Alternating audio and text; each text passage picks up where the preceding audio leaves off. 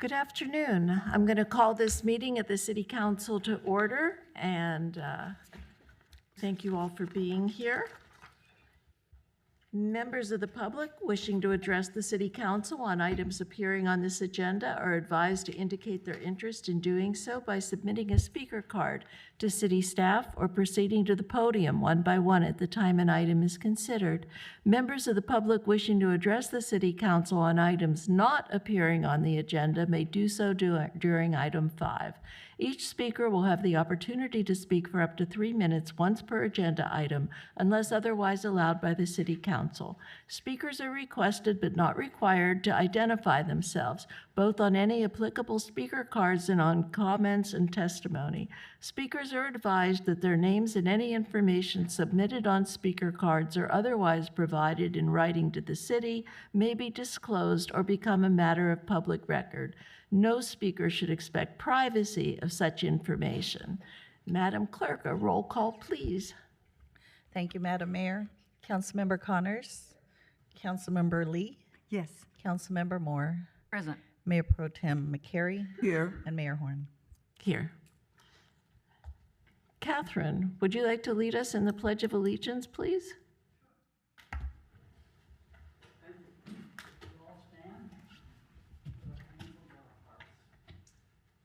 Pledge allegiance to the flag of the United States of America and to the republic for which it stands, one nation under God, indivisible, with liberty and justice for all. Thank you. Okay. Okay, there's no presentations or ceremonial matters, so we come to public comments on non-agenda items. This is the time and place for members of the public to address the City Council on items not appearing on this agenda. Pursuant to state law, the City Council is unable to take action on such items, but may ask clarifying questions of the speaker, engage in brief discussion, refer items to city staff, and/or schedule items for consideration at future meetings. And I have a request to speak for Ms. Vicki Johnson. Good afternoon, I'm Vicki Johnson. I again ask that the City Council and the staff consider what you can do about responding to the ongoing ice raids, which are taking place all around the city, which I watch on the app, Ice Block. You can see them clicking around Aliso Viejo, other locations every day. We have many first-generation immigrants in the village. We have many workers in the village. We have a Home Depot, a favorite target of ICE. We have workers and visitors. Even native-born U.S. citizens have been swept up in these ICE raids, and then no one even knows where they go. Professors. So I and others have talked to the gate guards at Laguna Village, and from what I understand, they do not have instructions on how to deal with ICE if they come to the gates. We can't expect a senior working at the gates to fend off an aggressive ICE agent from coming into the village. They just don't have instructions. You're not supposed to come in without a warrant, but who's going to enforce that? A senior? So ICE is going to the businesses. They're even entering hospitals to snatch people. There's no warning. And I was told, because we have a link, that some Laguna Woods Village workers, they're not showing up for work lately because of the ice raids. Quite a few, that's what I was told. All indications are that these raids are going to intensify after the passage of a gigantic budget for ICE with the big, beautiful bill. Now, many LA and Orange County mayors are responding. Look at Karen Bass, Anaheim, Santa Ana. Please be prepared to protect us. I'd like to have the city issue a statement so that residents and businesses know where the Laguna Woods City stands on ICE abductions. So I don't know how to get the staff to enact something, but I'm pleased, he said we could ask that items be put up for consideration or to be addressed in future council meetings, and I really request you do that. Get ahead of the curve, because they're coming fast. Thank you. Okay, Councilmember Connors would like to respond. I want to say that I share your concern, and I expect many of us do. The residents of Laguna Woods Village live on private property. And as you said, ICE is not supposed to enter private property without a judicial warrant.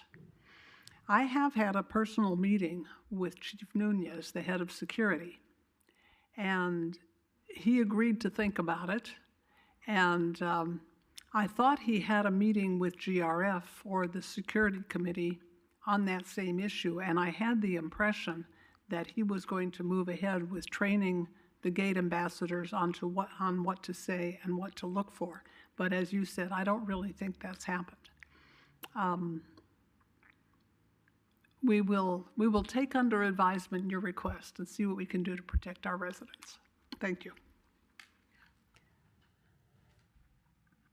I did have a comment. When you commented that somebody wasn't coming to work, I have to say I can't believe that to be true, because a number of years ago, we had a worker who was killed. He did not read English, and it turns out that the instructions to operate the equipment endangered his life, and he actually was injured fatally.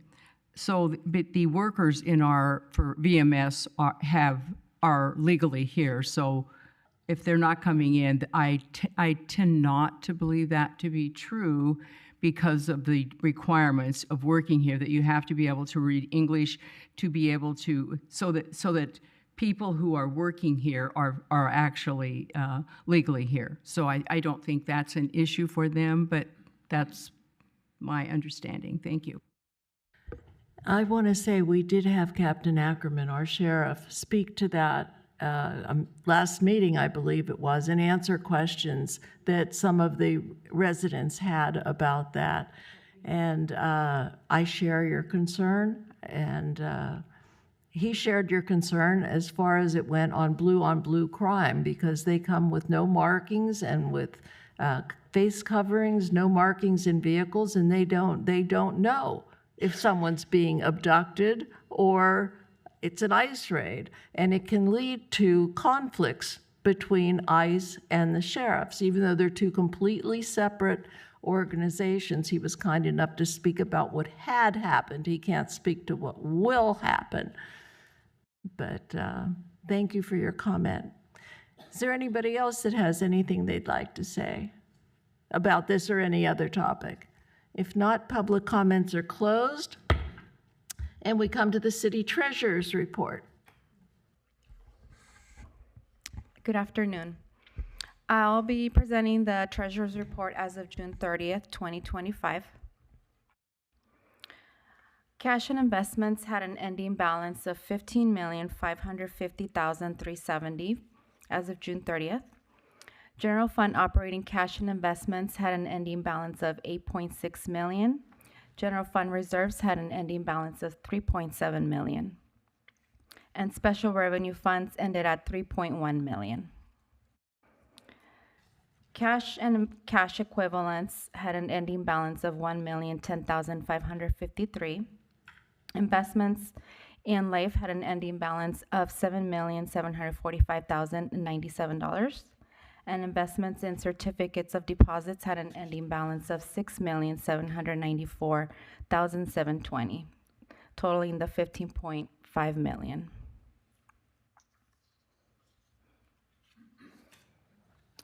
The trust funds had the other post-employment benefits trust fund had a net gain of $3,808 with an ending balance of $151,276.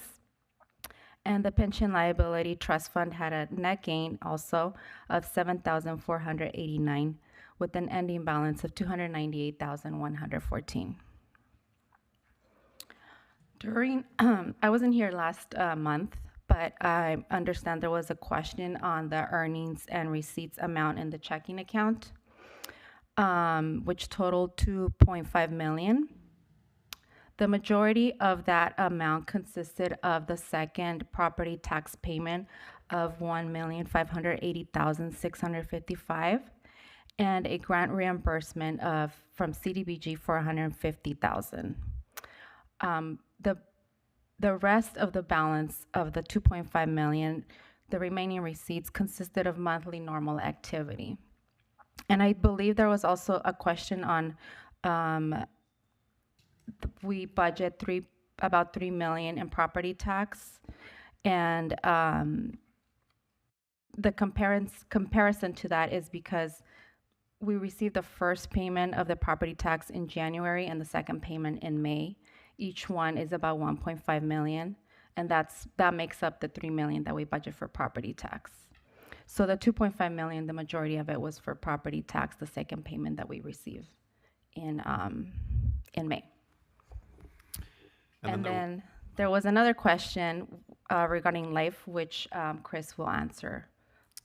Yeah, so there was a question last month as well about LAIF and the general security of LAIF. So we wanted to just share a little information on that. LAIF, or the Local Agency Investment Fund, is managed by the state of California. That is one of the 3 large investors in a broader pool called the Pooled Money Investment Account, also administered by the state. That pooled money investment account takes money from LAIF, which is from local jurisdictions, also from the state's general fund, and then from special funds that individual state agencies hold. And it's used as an investment tool for those funding partners. Importantly, it's not a net asset value fund. So regardless of how the fund performs, the principal that's invested in it is not in danger, right? So if the pool goes up, we make money. If the pool goes down, we still have the principal amount. We just earn less on those. The value of that underlying security investment doesn't affect the value of the money that we deposit in the fund. LAIF itself has described itself as an interest-bearing checking account. It's very liquid. We can pull money from it daily. It's not something that's locked up over time like a certificate of deposit, where if we pull money from it sooner, we experience some penalty or fee. So it's very liquid. And then I wanted to show you what that money is invested in. This is the overall portfolio for the pooled money pool that LAIF is invested in. So as of May 31st, there was about $166.7 billion invested in it. For the city, we're obviously a very tiny part of that, right? So at the end of May, we had just over 7.7 million invested in that.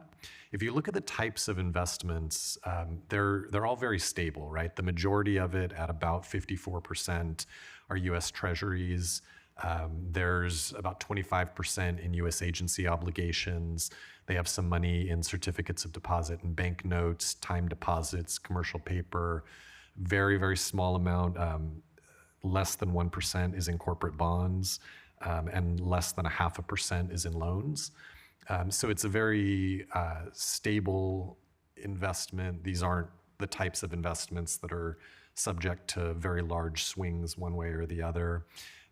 That's also partly why we don't see huge amounts of revenue coming off of LAIF, right? I think right now it's about 4% in interest earnings.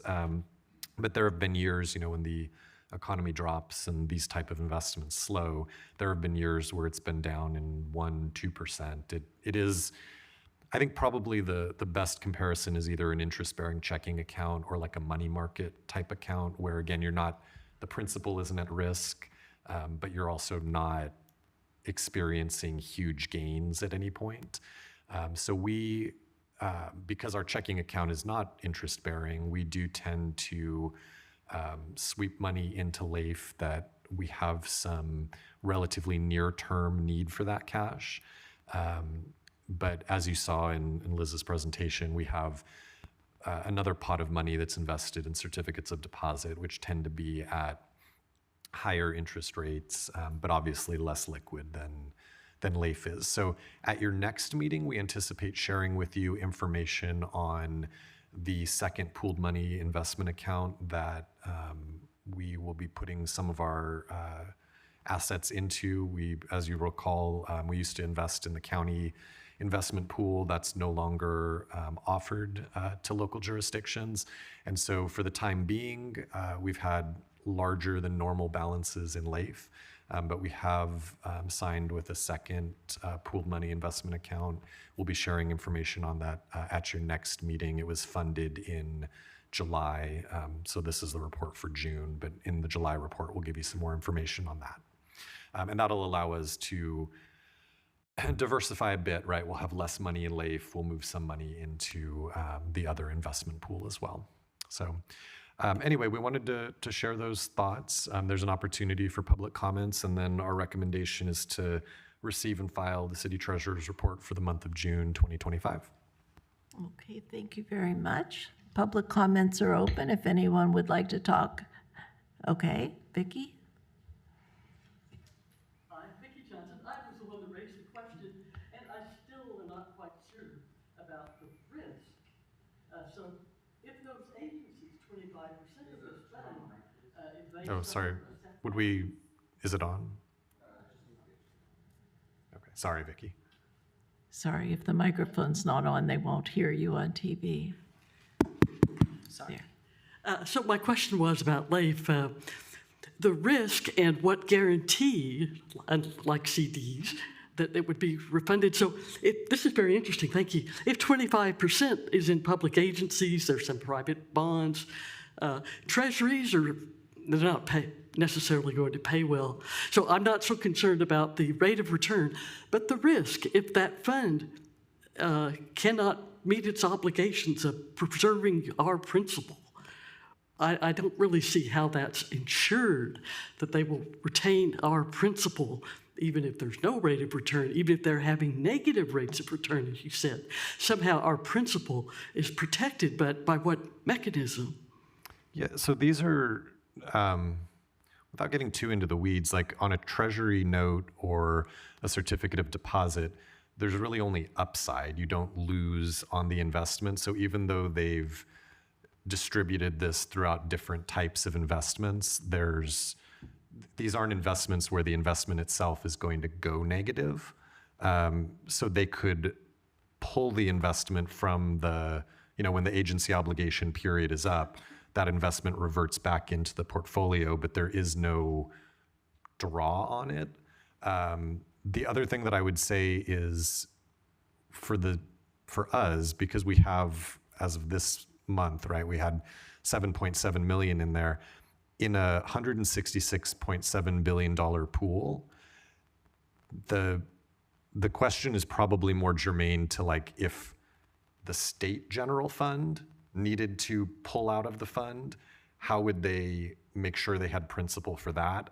But certainly I would expect that at any given time they have far in excess of $7.7 million that are liquid for our purposes. We could go to LAIF tomorrow and pull all of our funding out of it.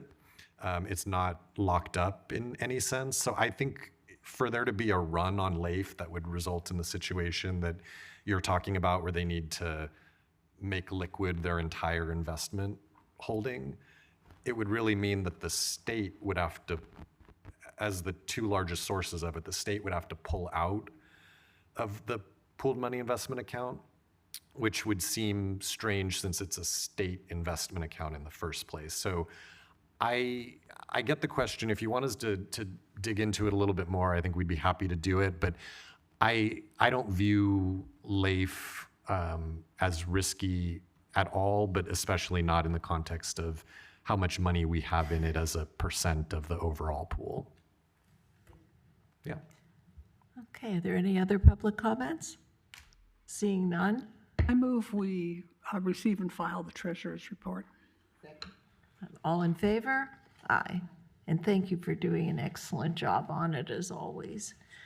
Okay, we come to the consent calendar. All items listed on the consent calendar are considered routine and will be enacted by one vote. There will be no separate discussion of these items unless a member of the city council or city staff requests that specific items be removed from the consent calendar for separate discussion and consideration of action. Members of the public may address the city council on items appearing on the consent calendar regardless of whether an item is removed for separate discussion and consideration of action. So before we move the consent calendars, I have a member of the public that wanted to comment on 7.5. Should we move the consent calendar without that and then I think pass? you can take the public comments now. If a council member decides to pull it because they don't want to vote affirmatively for 7.5, you can do that after, but I would take the public comments now. Okay, thank you. Vicky, you're up.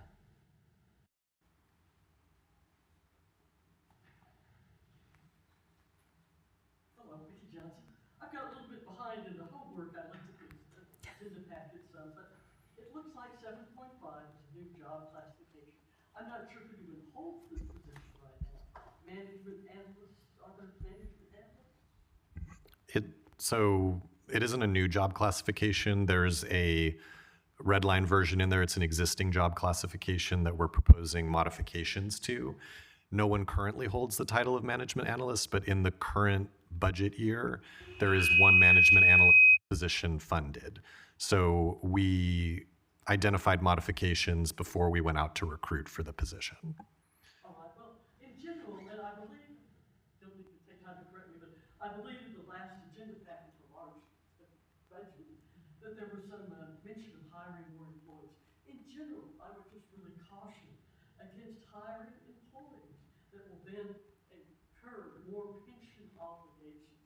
This looks like a pretty well-paid job right here. So there's just a lot of, I just don't think Laguna Woods should be hiring, we can hire consultants, and especially taking on the pension obligations of new employees. Thank you. Did you want to speak, Catherine? I'm sorry, I thought you raised your hand. Oh, I'm sorry. I was about to answer that. I really appreciate your being interested because that's important to the community that people are interested. Possibly you're not aware, I don't know, that we have the building inspection people, that has been outside and that's been brought inside because it actually will be more effective for our customers, which are the members of our community, mainly the village. And it's also reasonably a good savings. So when you're seeing that addition and you saw what's going on, it actually is going to be a positive for the community. Did I make that clear? Maybe.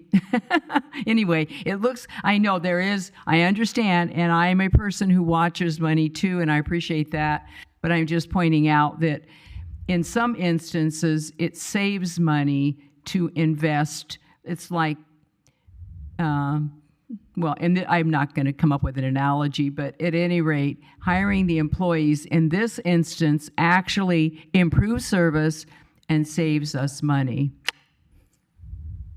Okay, thank you. Any other comments, Catherine?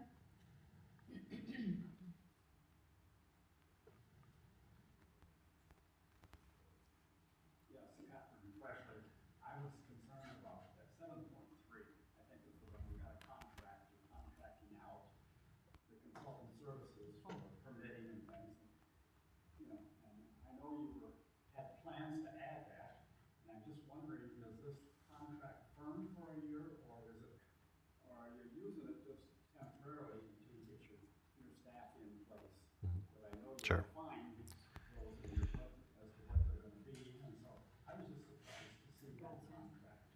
Yeah.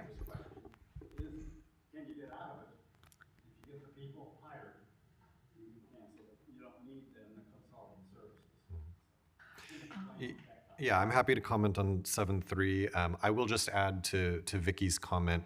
I think also important to note that our situation with pension liability is very different than most cities in that we are fully funded as of the most current actuarial projections. So we don't have unfunded pension liability. It's a much bigger deal in other jurisdictions, but I think because the city council has been so laser focused on paying it down, that if you look at like the percent of pension liability as it relates to our general fund or as it relates to payroll, it is generally speaking pennies on the dollar, if not fractional pennies on the dollar, what it is in cities with larger legacy workforces and just generally more legacy debt. So I would just add that to Catherine's question. So 7.3 is actually an as-needed services contract. If we don't use it, we don't pay for it. It's only meant to be a backup. So we do have building services in-house. We have all of those positions filled with the exception of one building inspector position that we're recruiting for. So this contract is intended to allow us to provide coverage in the event of unanticipated longer-term vacancies. So if we're recruiting for a position, or if we have a period of unusual need. And we've had these in the past where, for instance, one of the mutuals will come to us and say, hey, over the next 12 months, we're going to be doing an additional several hundred permits because we're doing a community-wide replacement of X, Y, and Z. In those instances, we want to be able to augment our staffing without hiring a body permanently. So this contract allows us the ability to do that.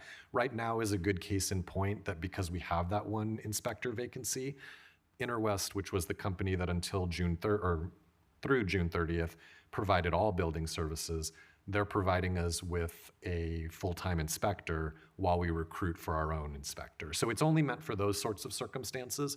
Again, if we don't use it, we don't pay for services through it. So I hope that answers your question. Our intent is to provide the services in-house. We just want the safety net of, if we've got a vacancy, I don't want to suddenly have a day where we can only do 8 inspections instead of, 25 inspections or something. All right. Thank you very much. Okay, I'll entertain a movement to pass the consent calendar. Okay, all in favor? Aye. Okay, we come to public hearings. We come to the sign program. Mr. City Manager. Yes. All right, so the item before you today is sign program SP-1523, which relates to a property at 24202 Moulton Parkway. This is the property that is currently under construction for the new Shell-branded gas station and drive-through car wash facility. I want to point out that we have the owners of that property in the back of the room here, and then their representative who has conveniently moved to the front, should there be any questions. So LW Shell Incorporated is both the property owner and the applicant for this project. The City Council approved that development project under a conditional use permit in 2022.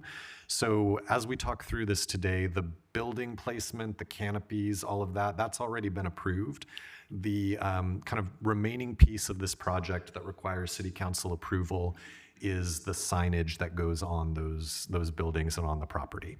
So we're talking specifically about signage today. As with any sign program, it would, if approved, apply to LW Shell's current and upcoming use of the property, as well as eligible successors at the project location. So this is one of those approvals that runs with the land. If LW Shell sells tomorrow, the successor gas station gets to use their same sign program. To the extent they want to deviate from it, it has to be amended.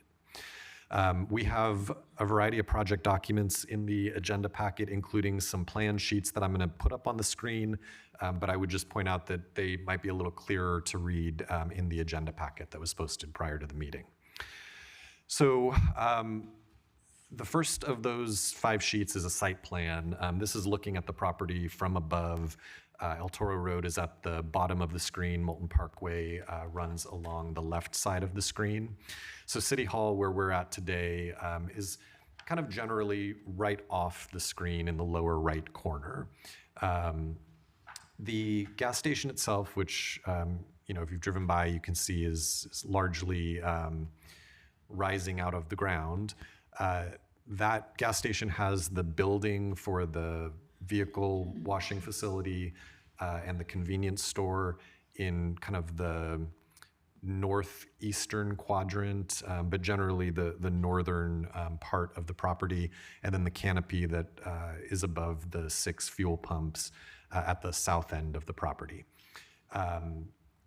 This sign program proposal, there's a total of 16 different sign locations, but I would say that they're, from staff's perspective, all very conventional and expected for a gas station application. So we'll go through them in a little bit of detail, but there's 2 monument signs, one on each street frontage. So there's one intended to be visible primarily from El Toro, one intended to be primarily visible from Moulton Parkway. There's a variety of wall signage on the convenience store and gas station and vehicle washing buildings. There's signage on both of the short ends of the fuel canopy, and then there's signage on the fuel dispensers themselves on both sides of those. So I want to start by talking about the proposed monument signs. So if you're looking at the sheet on the screen right now, we're going to focus for the time being on the left side of the screen. So the upper left has the rendering of the monument sign and then some details below it. There are, like I said, 2 proposed monument signs. These are 7 feet tall by 10 feet wide. They are on top of a 6-inch concrete base. That 6 inches is included in the 7 feet when I said it was 7 feet tall. The majority of the monument sign is exactly what you would expect in any monument sign. It's just static graphics of some kind. The one thing that's different, not so much for gas stations, but for Laguna Woods, is this is the first time the City Council is being asked to approve a gas station monument sign that has changeable digital graphics for the fuel prices themselves. So if you look at the second image here where my cursor is moving around, that shows you how that space would be broken up. So there's running at the top and then down the middle, there's static graphics. So these would be more of your conventional acrylic graphics, identifying the type of fuel that's available at the gas station. And then to the left and right of it, there would be digital displays that the gas station operator would be able to change from within the gas station itself, rather than going out and changing individual acrylic letters. So the only part of the sign that is changeable digital characters is the part that's dedicated to the gasoline price. And I believe, and Michael, correct me if I'm wrong, but I believe the reason there's 2 sides to it is with credit card and without credit card. The state of California requires the full price and discounted price. Right. On the right would be the discounted price with the car wash. With the car wash, okay. With So- the car wash, but not having anything to do with cash. Is that a dynamic in there too? Cash and credit is. Okay, I apologize. I'm corrected. It is cash and credit. Okay, so one column would be the price with cash, one side would be the price with credit. We have, also on the screen, there's a rendering of kind of what it would look like. This is an illuminated view at night, so you can see that it's a black background. It's limited to either red or green text. It wouldn't allow the operator to use just bright white lights, which would be, generally speaking, a little bit more jarring to passing motorists. Even though this is the first time the council's being asked to approve this type of sign, I would say that it is very commonplace for gas stations. The 2 nearest gas stations to Laguna Woods are the 2 coming off of the 5 on El Toro. So you have the Chevron station at Carlotta and then the 76 branded station at Valencia. Both of those have these changeable digital signs as well. So very commonplace for gas stations, but the gas stations in Laguna Woods have yet to employ this type of technology. I wanted to, before we talk about the canopy signs, just run through some of the proposed conditions of approval that relate to those displays. So one of the things that I think is important to note, and I appreciate LW Shell's willingness to work with staff on this, we did work on the overall size of those monument signs, and I think what is in your agenda packet today is a vary to scale with the neighborhood. Only 15% of those sign faces, so imagine a sign, there's one sign face on one side, one sign face on the other side. Only 15% of each of those sign faces would be those changeable digital letters. The rest of it would be conventional graphics like you're accustomed to seeing on monument signs throughout Laguna Woods. As I mentioned, the text would be limited to red or green against a black background, only one color per panel, right? So you can't have half of the lettering or half of the numbering in red and then, the cents in green or something else. It would all be, relatively managed. We have a condition of approval that would limit the changes in those digital displays to once every 5 minutes per panel. Practically speaking, that's not going to happen. Gas station prices don't change that often. It'd be very exciting if gas station prices change that often, but I am assured that is not the case, and it'll be a couple of times a week or something along those lines. But either way, they would be able to change them as frequently as they wanted, with the one limitation of not more than once every 5 minutes. And the reason for that is we're trying to manage the driver experience, right? We don't want people getting distracted by rapidly rotating or flashing signs. And so the once every 5 minutes, I think, is a good stopgap for that type of concern. And then there's a condition, and we include this in many of our sign programs, but there is a condition in there that says if nuisance conditions were created, right? If there was some problem down the road with the brightness or the intensity or the direction of that sign illumination, the property owner would need to work with the city to take additional steps to correct it. So there's, to my mind, a lot of protection in here for the city. I can share that, I don't think it's LW Shell's intent to offer anything that's going to be distracting to drivers, right? They want people to have a positive view of the station and turn in for their gas and goods. So I feel very comfortable as we've conditioned the project with respect to those digital signs. In addition to those monument signs, and actually, before I move on from the monument signs, let me just share what I shared earlier with one of the council members, that scale-wise, we were mindful of not bringing you something that was going to be gigantic or towering over people. The 7 feet for the height of these signs, a good comparison for you is in this shopping center, right before the mobile station, there's a standalone Aldi sign. It's a little more vertical or a little more, upward facing rectangular sign, but it just has the Aldi logo in it. It has a stone base on it and a decorative header at the top. That sign is 10 feet tall. And so for frame of reference, that sign is further from the road than these signs will be.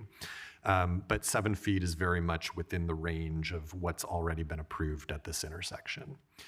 In addition to the monument signs, the canopies are, they'll have the normal kind of color wrap that you see on gas station canopies. In this case, it's Shell branded, so I believe it's the red, yellow, and white that wraps the canopy. And then they're proposing 2 logo signs, one on the short end of each side of the canopy. So there would be one, again, kind of perpendicular to El Toro Road on both sides of it. So one that's more visible from Moulton and one that's more visible as you're driving westbound on El Toro. And aside from that, it's a variety of wall signs on the convenience store. So I'm not going to point out every location, but this is looking at the front of the convenience store as if you're standing on El Toro Road looking north. And so above the main entrance to the convenience store, as you might expect, there would be signage advertising presumably the branding of the convenience store. The sides of the building, and this is both sides on one sheet, but sides of the building would have some signage associated with the car wash tunnel. So you'd have some signage above the entrance and the exit. You'd also have an informational sign to the side of the car wash tunnel. that's often instructions or pricing or do not enter, those sorts of things. Your approval doesn't extend to content, right? We're just choosing locations and dimensions and those sorts of things, but I believe that's the intent of those signs. And aside from that, the only other signage that's included in this proposal is the signage on the fuel dispensers themselves. So what you see on the screen is looking at one side of a double-sided fuel dispenser, but there's generally speaking 3 different signs for the purpose of our approval. One is the upper part of the fuel dispenser. That'll have some text and some logo content up here. At the bottom of the dispenser, there's like a door that opens to it, but there's some graphics imagined to be on top of that. And then above the digital displays on the fuel pumps themselves, there would be what they refer to as an ad frame in here. This isn't illuminated, it's just a hard copy clipped in advertisement. I assume advertising what you can get in the convenience store or some other promotion associated with the gas station itself. So again, from staff's perspective, very conventional signage for a gas station. We appreciate the applicant working with us on some of our sizing concerns and some of the conditions of approval related to those digital monument signs. At this point, I would recommend opening the public hearing, taking any public testimony that there is.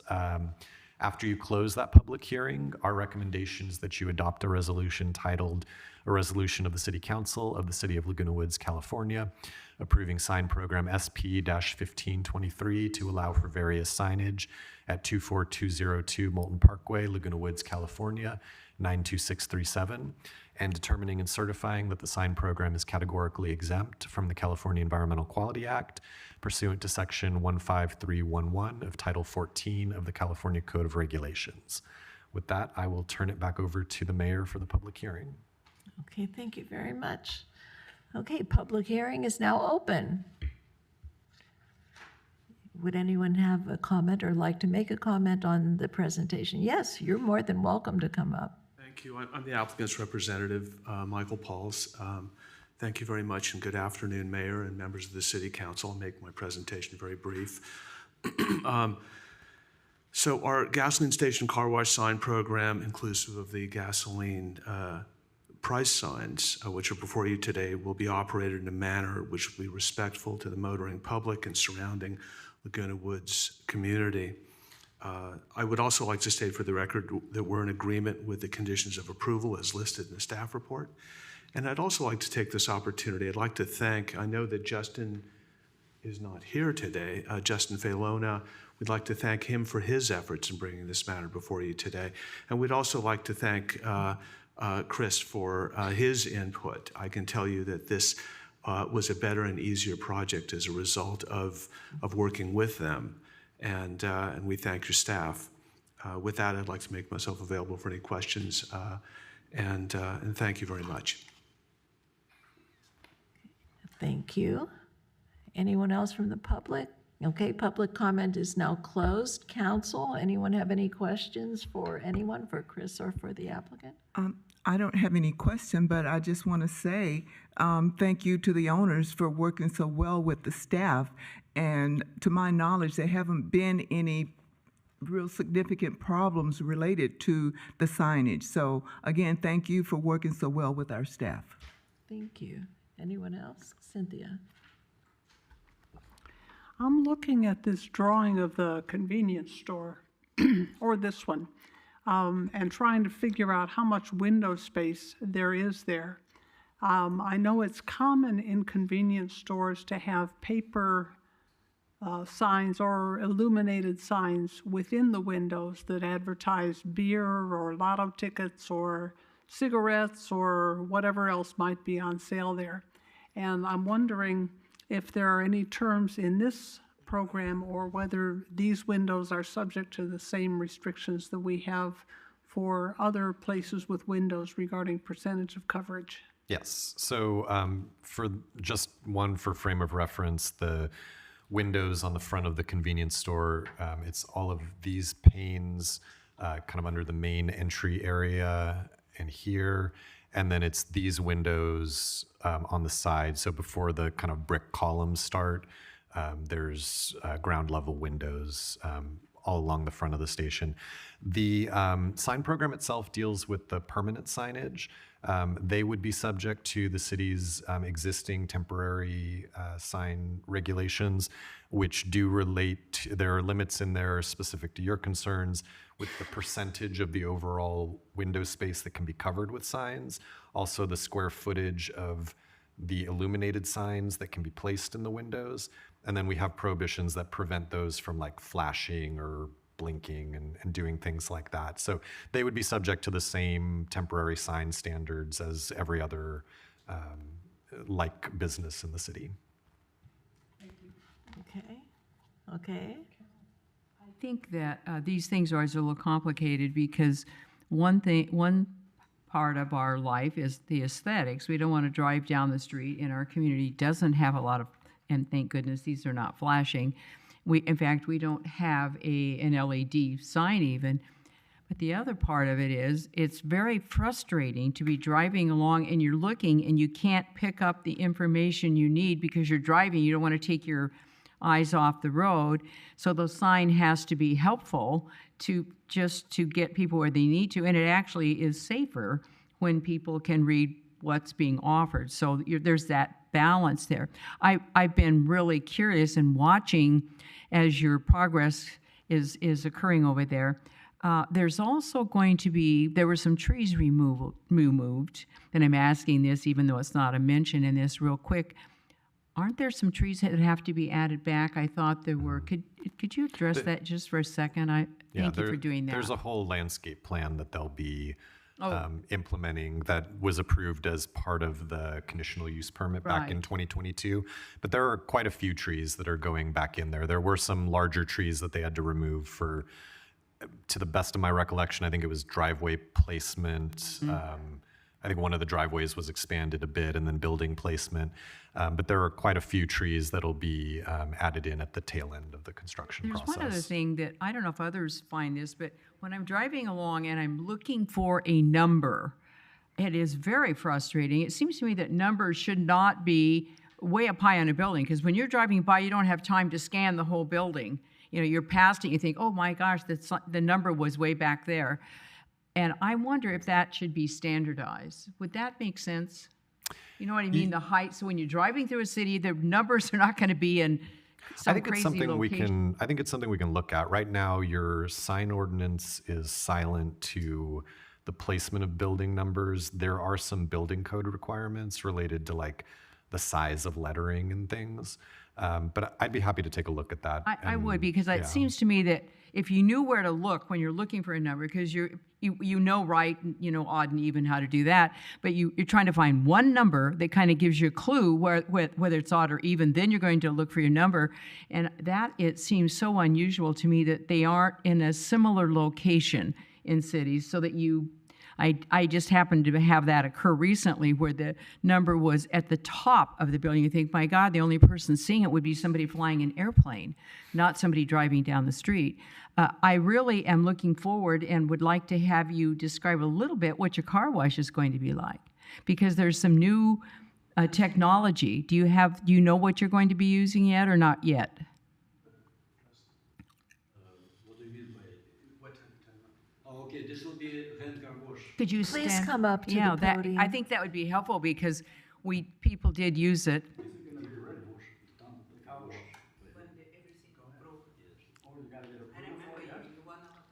Okay, this will be 100% hand car wash. We will have two people over there just washing. Because our people liking only hand car wash. Oh, they right. don't like machines over there, making noise and Okay, And I spend more money, but this is better for the customers. okay, thank you. Nobody, machines will not touch, the cars. Okay. Thank you. Yeah. Thank you. Thank Okay. Any other questions? Well, I always felt that that corner is such a busy corner with lots of traffic both ways, and that location has been sitting there.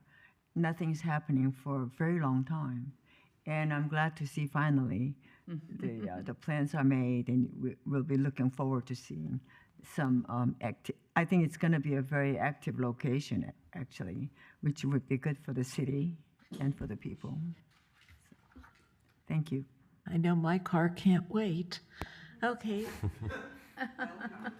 Okay, so the public comments closed. Is somebody going to move this for me, please? Resolution. Thank you. Was there?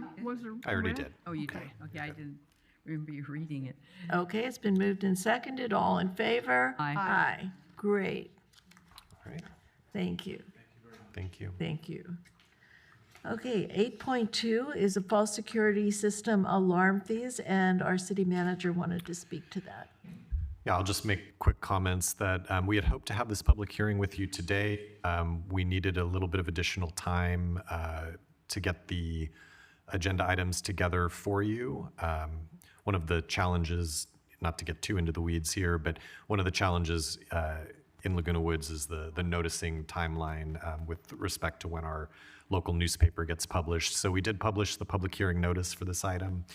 We're not ready to go through the item with you today. We will be in August. So there is technically an opportunity for public comments today, but we will be re-agendizing this item with a full public hearing and staff presentation at your meeting on August 20th. So our recommendation would be that the City Council cancel the public hearing that was noticed for today. But again, opportunity for public comments in the meantime. Okay, opportunity for public comments? Seeing none? Let- I would like a motion to cancel the public hearing. Cancel the public hearing and reschedule it for a future meeting. I second. Okay, moved and seconded. All in favor? Aye. Okay. So city council business. Oh boy, the 2024-2025 Orange County Grand Jury Report, long-term solutions to short-term rentals. All right. So as the City Council is aware, the summer, this month in particular, is generally when we are asked to respond to reports written by the immediately preceding Orange County Grand Jury. Typically, we release their reports sometime in May, and then we have a number of days to respond. This year, there's only a single report that requires the city's response, and it is the short-term rentals report that was included in your agenda packet. A little bit different than reports that you've responded to in the past.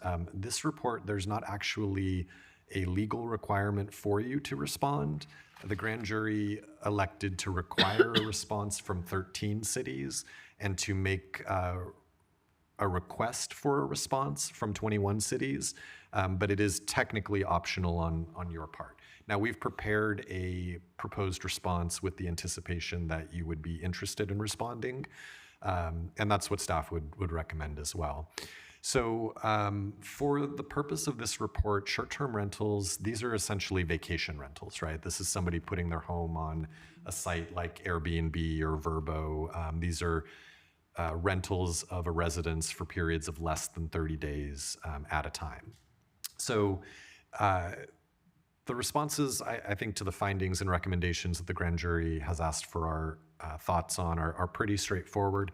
I did want to point out that we did include a clarification in our proposed response. The grand jury has a table in this report that breaks down cities that have banned short-term rentals and cities that allow them. We admittedly exist in a little bit of a gray area, but we technically do allow short-term rentals. So our municipal code doesn't outright ban short-term rentals. I can recall, and this is again probably 15 years ago, when short-term rentals really started picking up steam, there was a conversation that was had about whether the city should explicitly ban short-term rentals. But where we came down to is really all of the residential communities in Laguna Woods do this in some regard. So within Laguna Woods Village, both Third and United prohibit rentals of less than 30 days. San Sebastian and Whispering Fountains, which are the two apartment complexes in the city, they, as a matter of their lease agreement, do not allow their tenants to put their homes on these type of sites for rental. The rest of our housing is assisted living and those type of facilities that wouldn't really lead towards this type of activity. The only short-term rentals that we know of that legally take place in the city are at the towers. So the towers has a unit or two that they make available to friends and guests of occupants of those units. Those rentals, it's effectively a hotel room, right? It's something that somebody can rent for an amount of money for a short period of time. Letter of what the grand jury is talking about, that is a short-term rental.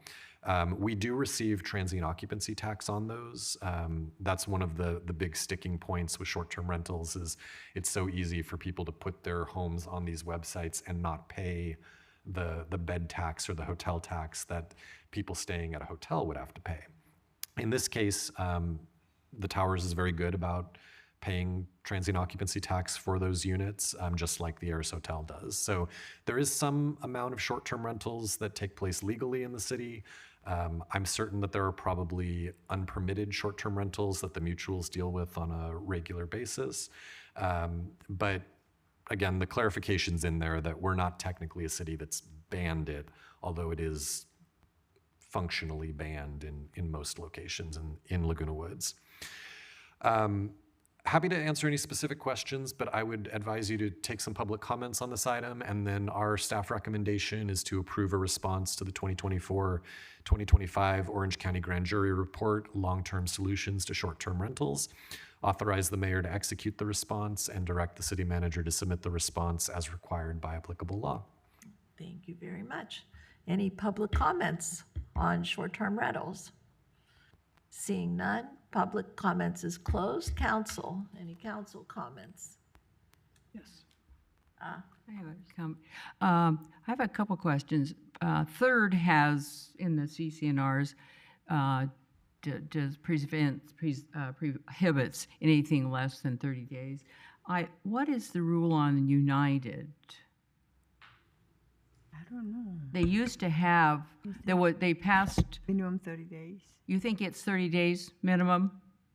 I thought they had short-term, but I'm not aware. Positive, yeah. Okay. I'm not positive. There, and then I was under the impression that there were no privately owned at the San Sebastian, that they purchased them all and they're back to being rentals. Yeah, San Sebastian's an apartment complex. So what you were, pardon? San Sebastian's an apartment complex. Right, no condos, but you're talking about subbing? Yeah, so Okay. their lease agreement prohibits Okay. their ability to, Okay. rent it out for short-term Right, rentals. right, okay, so that does cover that. Thank you so much. Yeah, and I think as for towers, it is all necessary because all the families are living away from the facility, and they are coming from all different, sometimes abroad for different states, and families stays in the guest quarters, and for a week or a few days, and it's really a needed, yes, and a good accommodating service for the people that live there. So I think the towers, they are allowed to have that kind of service, and I think it's needed. It makes sense, yeah.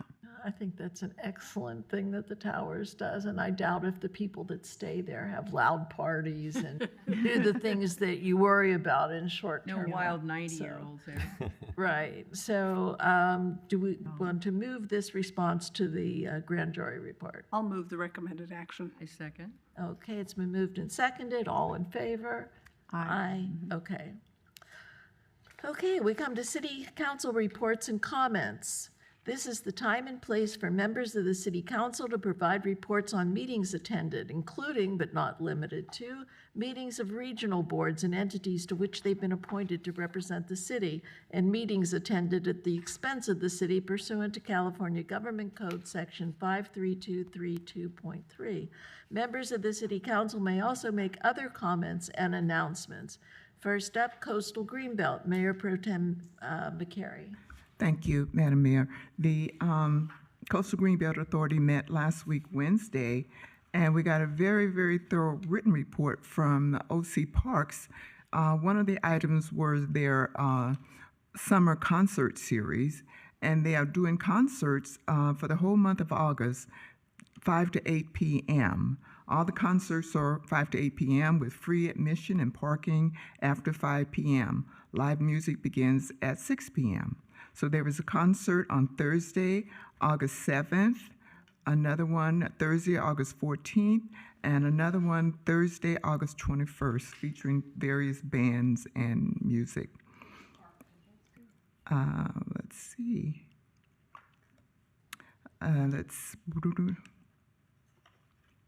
This one, okay, so Thursday, August 7th is at the Irvine Regional Park in Orange. Thursday, August 14th is at Salt Creek in Dana Point. Thursday, August 21st, again at Salt Creek in Dana Point. They are also providing Sunset Cinema from 6 to 10 p.m. at various parks. The events are free again for parking, free, and they begin after 6 p.m. There is a movie Friday, August 1st. It's going to be The Twister, and it's at the Laguna Niguel Regional Park in Laguna Niguel. Friday, August 8th, The Greatest Showman is going to be at the Laguna Niguel Regional Park in Laguna Niguel.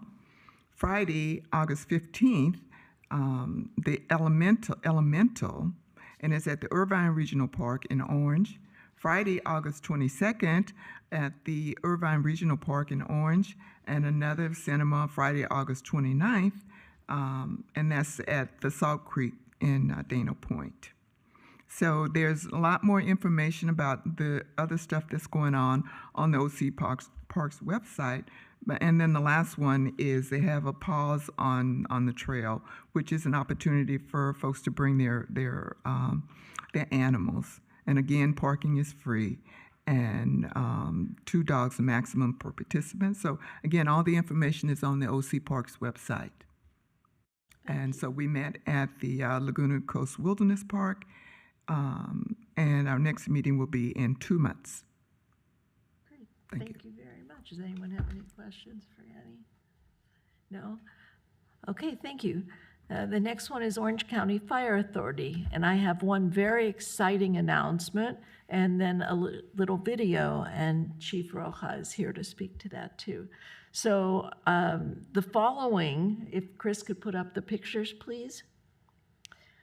The following 4-person paramedic engines were placed into service in Division 5.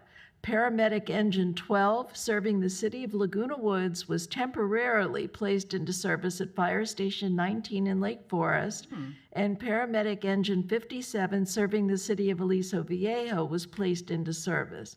Both paramedic engines will provide greater EMS and fire responses for the cities of Lake Forest, Laguna Hills, Laguna Woods, Aliso Viejo, Laguna Niguel, and unincorporated areas of Orange County and surrounding cities.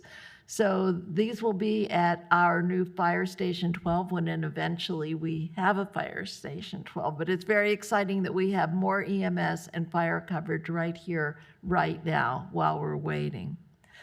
And the video, please.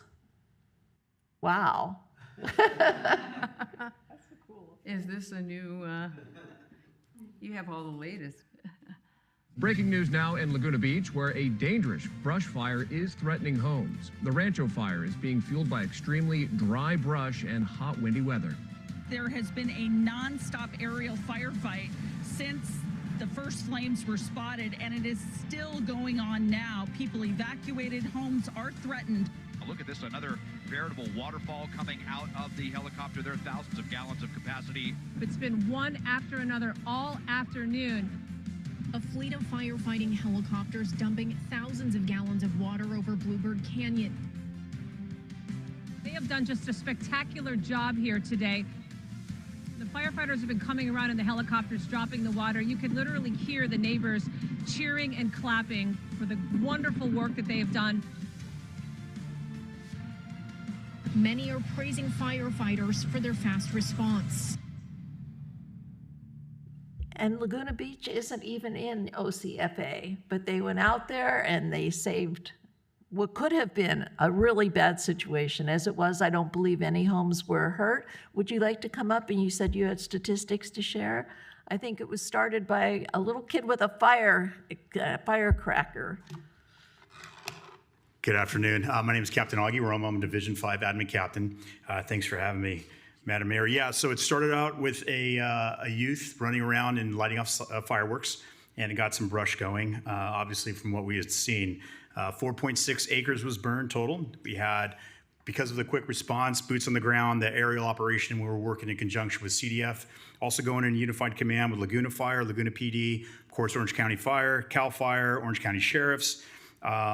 We ended up getting that thing pretty quick. So it was a great effort. We call it a quick reaction force with our aerial operations. You saw our new Firehawks.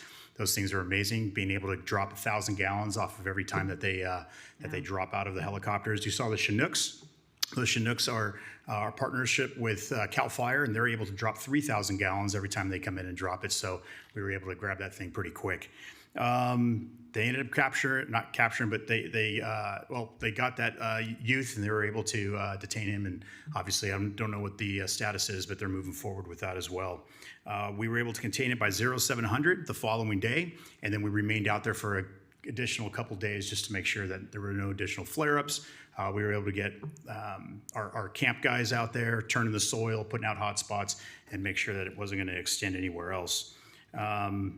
It was a great effort. Obviously, some of our proud moments there on that particular fire. So, thank you very, very much Absolutely. for all the work you do, and I apologize for mispronouncing. Oh, that's totally fine. Yeah, it's totally fine. Yeah. Okay. Any other questions I can answer? Or? I guess I did have one quick one on. Yes, ma'am. I did hear that the air drop of water really helped contain it quickly, and we're to have access now. And where are those ports? So there's one in Laguna Beach, and Yeah. then we have one in Aliso Viejo, and those are key. We put those into service last year, and by having those helipods there, it's easy access for our helicopters to come in. You don't have to, whereas before you would have to ground, they would have to hook up with hoses. Once they got their water, they could take off. Now they can just hover right over them. We had some places designated within the county that they can go into lakes and places where they can grab that water, but those helipods were very key. So they were able to come in, grab the water, take off, and those helipods are self-filling, so they can just kind of do the whole roundabout and get after it. And that's huge, especially with air operations, because they can get into those nooks and crannies of certain counties that it takes us a little time to get into as far as firefighters. So they were able to get ahead of it, stop it, paint those ridges, get everything nice and wet. So as the fire came to those areas, the fuel was a little bit harder to burn. So yeah, they did a great job. They did indeed, and we all feel safer because of it. Thank you very Glad you did. much. Absolutely.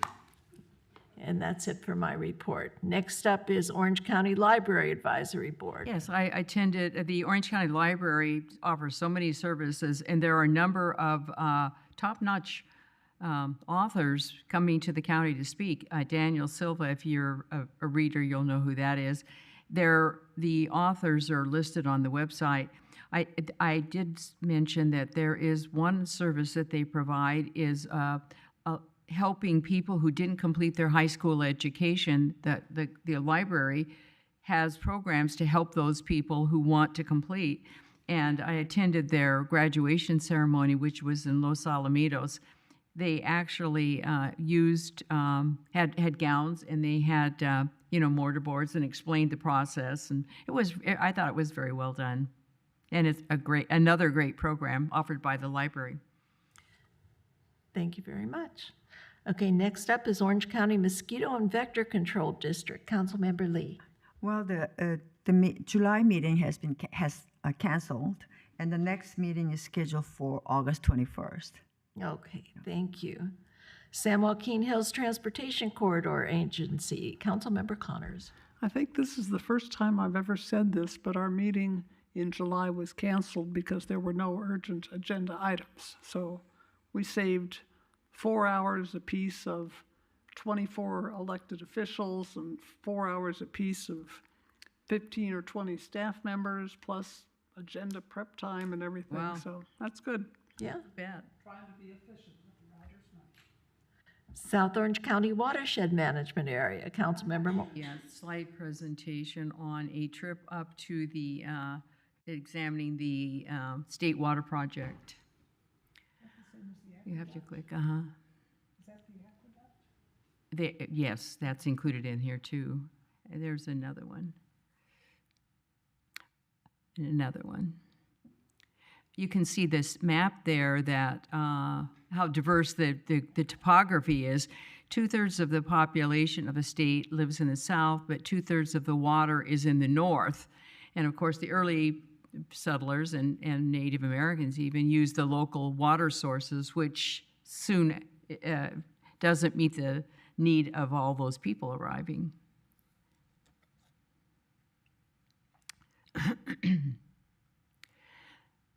Okay, these are the important sources of imported water. The first one was the Los Angeles Aqueduct, which is a pretty controversial, if you know anything about Owens Valley, and I won't take any time to go into it, but it's a very controversial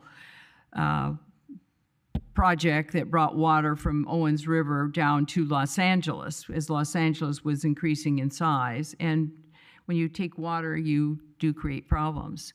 And the next one then was the Colorado River Aqueduct, which really was really beneficial for metropolitan water, and that was the purpose of actually its formation. And then, of course, the third one, which the California Aqueduct, which was, I think, Jerry Brown's father, Pat Brown, as I recall, was the instrumental in believing that there was lots of water in Northern California and that water could be shared because a lot of it was going to the ocean.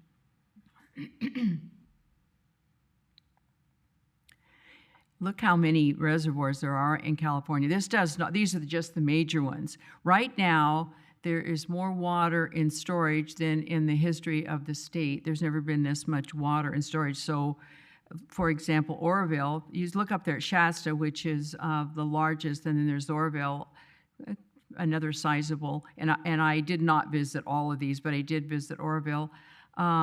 You see, and Diamond Valley, see in that first column at the bottom, Diamond Valley is the one that really affects Orange County. They all affect us because when you save water, we're all affected. But those are the major ones that we have contact with.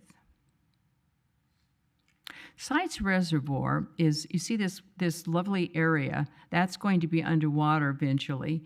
And Sites, it's located northwest of Sacramento in an area of rolling hills and farmlands. It's a proposed reservoir that's been on the drawing board for almost 70 years. Was very controversial, as these things are, because there are always pluses and minuses. You get the water, but you also affect ecology and other things. It will be about half the size of Oroville. And it will divert water from the upper Sacramento River and store it for future days when water's scarce. And they don't have to create additional transport because they will use existing. So there's not the right-of-way problems that you have in so many of these projects, which are, they can be very time-consuming. Oroville Dam. When you look out there, you can see it is really large. And this is one of the spillways. If you recall, a few years ago, we didn't maintain our dams the way we should have. And there was a collapse in one of the spillways, which really created a lot of fear that there would be some problems. But they were able to correct it. And Oroville is a very sizable storage area. They've talked about increasing the size of Shasta, not building another, and just increasing Shasta size because you already have the reservoir in place. And building more dams does affect it. It affects fish. There are other side effects on these things. Thank you. These are some of the challenges to our water system. And we did visit the salmon.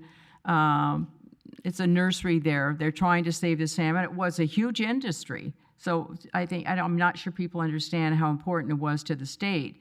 So we have the ecological fish habitat issues.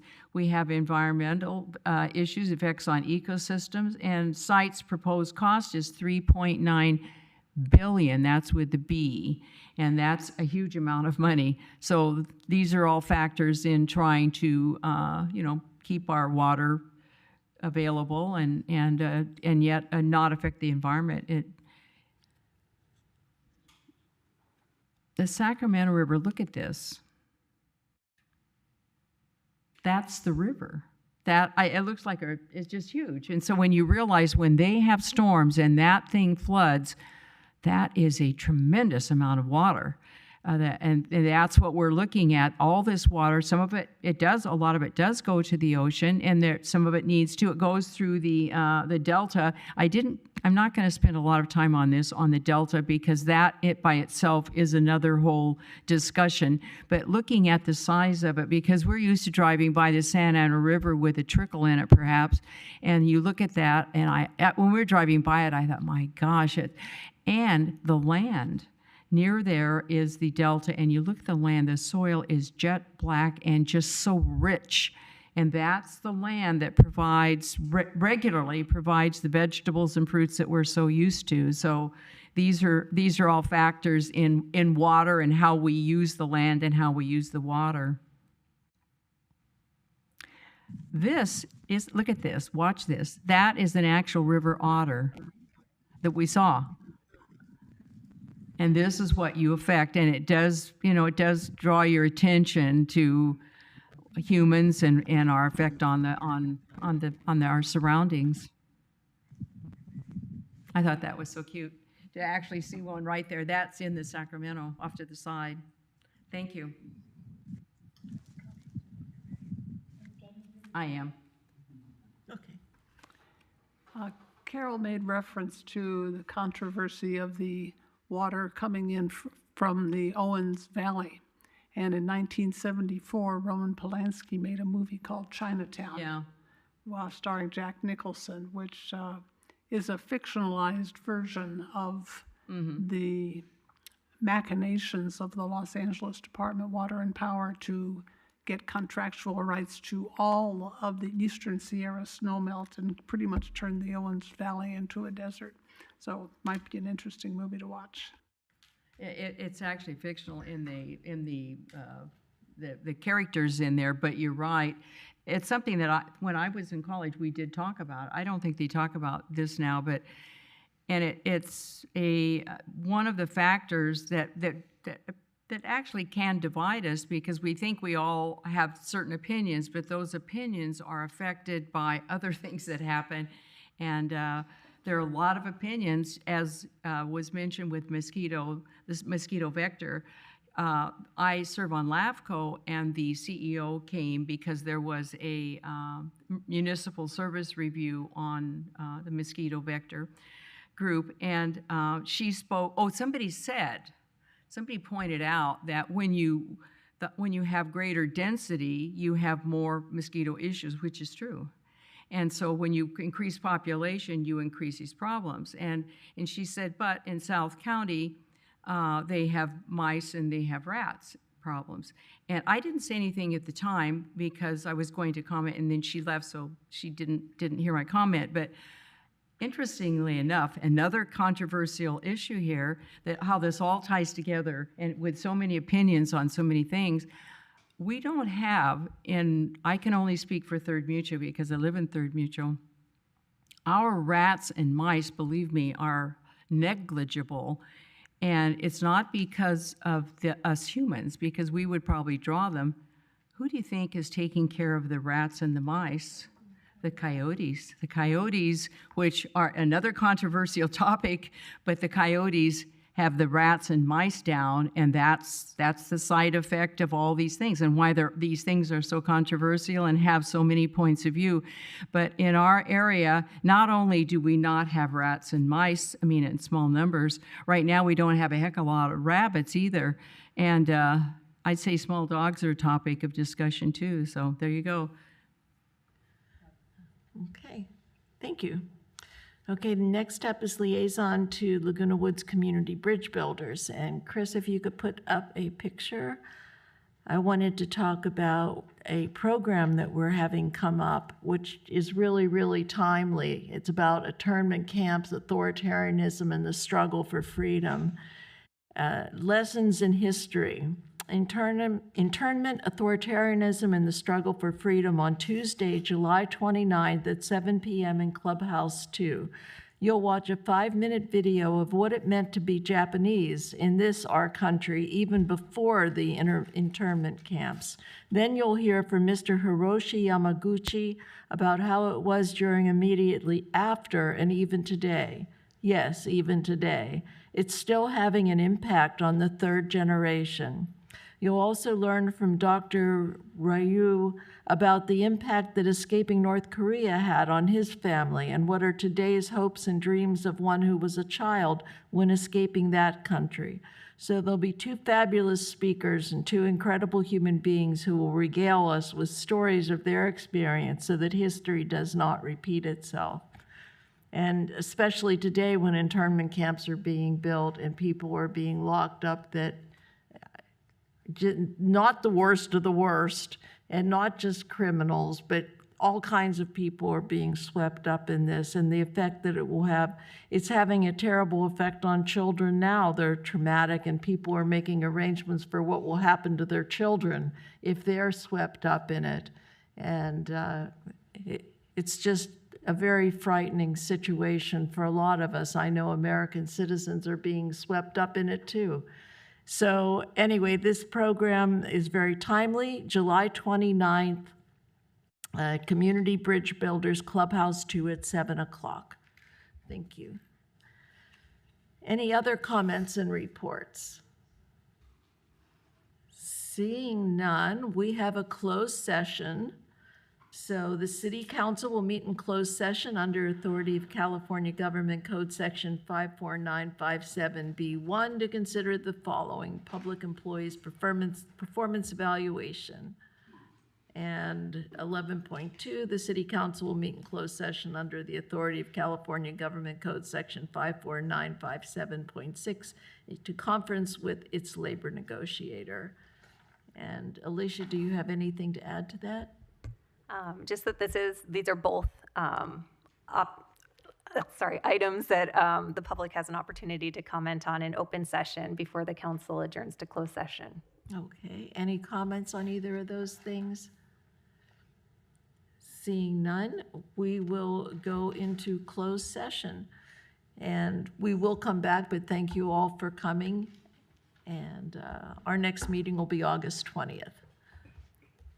Thank you.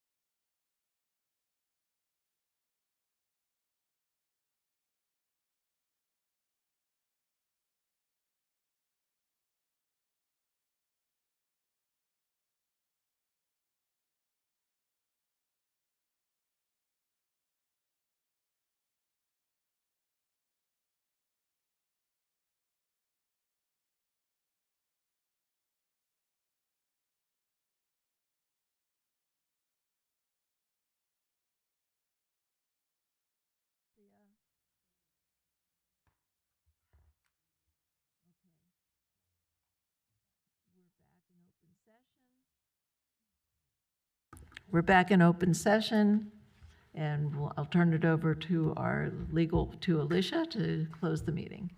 All right, the City Council met in closed session on 2 items. One, under the authority of California Government Code Section 54957B1 to consider the public employee performance evaluation of the city manager. And then also under California Government Code Section 54957.6 to confer with its labor negotiator, which was me, on an unrepresented employee, that's the city manager. And we have no reportable action on either item. Thank you very much. We'll now adjourn this meeting to Wednesday, August 20th at 2 o'clock. Thank you. Meeting adjourned.